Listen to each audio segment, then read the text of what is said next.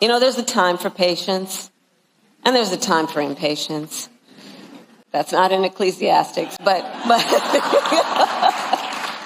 just went off script for a minute, Mayor. Look, she's got a major problem.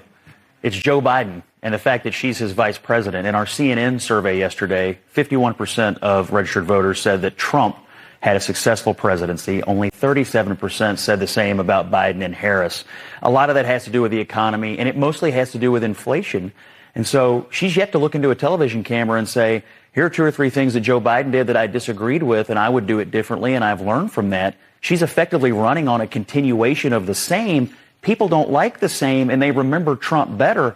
I don't know how you expect to win under those circumstances. I understand the pressures of making ends meet. I grew up in a middle-class family. And as Andrea said, not everybody was handed on a silver platter $400 million and then filed for bankruptcy 6 times. Oh, I said that. I actually said that. Now, by contrast, Donald Trump has no intention of lowering costs for the middle class.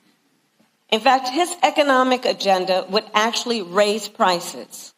We will take on bad actors who exploit emergencies and drive up grocery prices by enacting the first ever federal ban on corporate price gouging. So let's start then with the first pillar of an opportunity economy, which is lowering costs.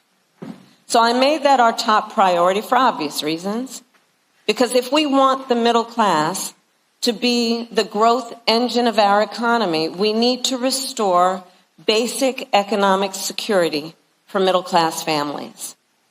To that end, the most practical thing we can do right now is to cut taxes for middle-class families and individuals. On average, it costs about $40,000 to start a new business. But currently, the tax deduction for startups is only $5,000.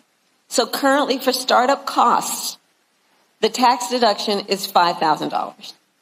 Well, in 2024, it is almost impossible to start a business on $5,000, which is why, as president, I will make the startup deduction 10 times richer, and we will raise it from $5,000 to $50,000. In fact, the title,